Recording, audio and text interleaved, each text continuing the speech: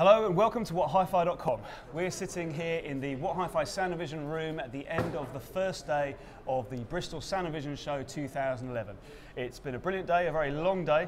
The man to my right has been running demonstrations all afternoon. And if I were to tell you that when the day started he had the same hairstyle as the man to my left, you understand what kind of day we've had. But there's been loads and loads of really great stuff here at the show. Where do we start? A big theme here at the show this year is streaming, hi-fi streaming, music and video streaming, and there's lots of really interesting new products that do just that. Cyrus, for example, are here launching their new range of streaming products. There are 3 of them. Yeah, I think people have been waiting for this for a while, haven't they? Cyrus has sort of kept quite quiet on the whole streaming front, while a lot of the other big hi-fi companies have released similar products. So Cyrus, we had a sneaky release a few days ago saying that it was coming out. Yeah. And yeah, so they're showing off their new streamers here, and I think it's going to get a lot of people justifiably very excited. Yes, exactly. There's I think there's the sort of entry-level Stream X, which is just a network music player. Then there's the Streamline, which is a kind of name Unity type thing with amplification on board. Right. And then there's like the high-end product, which is about £2 which is the Stream XP. Which is like a premium network music player and preamp designed to go with their very good sounding mono blocks. So it's that's going to be quite an exciting thing. Yeah, I think it's interesting that they're going with a whole range as opposed to going for a single product, which a lot of manufacturers are doing. So it's a statement of intent, isn't it? That is interesting. Do we know when these are going to be available, when we're going to get them? Soon. Soon. As much as I can say about that. Soon is better than much never. later. Yes, indeed. Another really nice thing I saw along similar lines was a product by a company called Simple Audio. It's kind of a bit of a Sonos rival, but it's sitting sort of above Sonos and below Name in the market. There's a bit of a gap there. Right. And it's a really straightforward product, uses mains wiring to distribute music around the house. Okay. It's really simple to do. They've told me that you can set up 4 rooms in under 15 minutes. It's really straightforward. But also what's really key is it streams 24-bit music as well as all and everything else. I think that's a really interesting way to go at these things.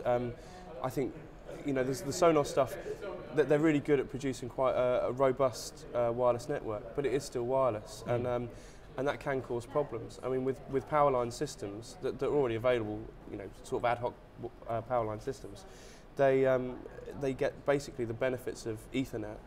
You know, easy setup and that kind of thing, and all that robustness as well. But because it's going straight into a power line, there's no extra cables. So it's really interesting that it's being built in. It's one of those things that you just think, why hasn't someone done this before? How has it taken so long? So that's quite an exciting product. Yeah, and also on the streaming theme, it was nice to get a proper hands-on demo with the Bowers & Wilkins Zeppelin Air, of course. Which, of course, we've been talking about for a while, and it's one of those products where they're very keen to say, yes, it is like a Zeppelin, and yes, it has got AirPlay, but they've done a lot more besides internally. Exactly, yeah. It's a really redesigned product. One almost feels that they should have made it look more different to the original Zeppelin, because they they very much have to get the message over that it really is different, because the drivers are very redesigned. Really? Yeah. Interestingly, it's got the tweeters from those MM1 desktop speakers. Right. Okay. Yeah, they've used those, and a lot of DSP to improve the bass performance as well. I think they've got this. They've got the feeling that they're onto an iconic image with the original Zeppelin, so they don't want to tweak it too much. Yeah, it's difficult, isn't it? Though I mean, when if it has been root and branch development, then a different name, a different finish, something. Otherwise, it's a Zeppelin with AirPlay, isn't it? Yeah. Well, it's not though. That's the thing. No, it's not. Yeah. But, you know, so yeah, it's going to be really interesting product to see. Yeah, totally. Another really amazing thing I saw just earlier was there's a new Sony receiver that they're coming out with, which is the 5600. It's the much improved sort of upgrade to the 5400. Yeah. And it's got loads of great features, and it's been tuned very carefully by Eric Kingdon and the like. But it also has these calibration features that sound really interesting, like a thing called automatic phase matching, which basically means if you do have speakers in your surround system that are not identical, then it basically adapts and sort of solves those problems of lack of cohesion by dealing with the phase problems that you get from having different speakers. Goodness, how does it manage that? Well, it's clever, but this is even more clever. It does a thing called speaker relocation. This is crazy, Now, what that means is that obviously in the average living room, you're going to have to make compromises, and a lot of people will have surround speaker packages, but where the speakers are not in the perfect position. This thing, they claim, makes them sound like they are in the they actually move the speaker in space with virtual processing. That's fantastic. Although you've got to say that it might be easy to do furniture relocation. I think it's going to be really, really interesting to see, and it sounds theoretically brilliant. I think. Well, I can't wait for this to come into the office now. That's it's I want to relocate my speakers straight away. He even said when you first set it up with all your speakers in really wrong places. Okay. Then do this and see how it sounds. But so it's interesting. Yeah, good fun that'll be. And of course, the other thing that's the real big event of the show is us. The dem that we're doing at the What Hi-Fi Sound Vision Room. I would say, hand on heart, I think it's the best dem that we've ever done at one of these shows. And talk us through it, Simon. Well, it's a dem. It's the 2011. What is hottest about home entertainment in 2011? That's wireless networking and home networking and streaming. It's smart TV and it's 3D TV. Even though it's been like 12 months since 3D TV was the hot thing, it still remains the hot thing. And so we've been demoing all three of those things all day to, I'm pleased to say, a full house every time. It seems to have gone down quite well.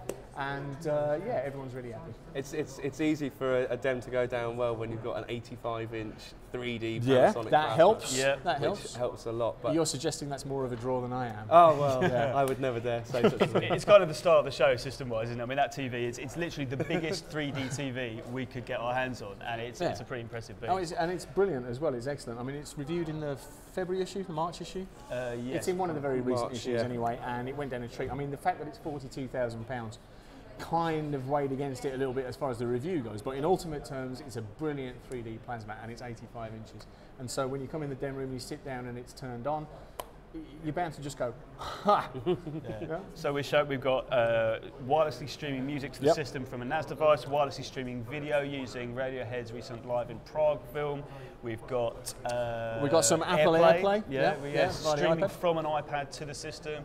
Then we've got a little talk about smart TV. We've got some Sky HD 3D, and then finally a brilliant full HD 3D clip from Despicable Me. That looks great as well. It's it's an action-packed dem, whichever way you look at it. It's a great dem, and we're down to about 20 minutes now, so it's all killer, no filler.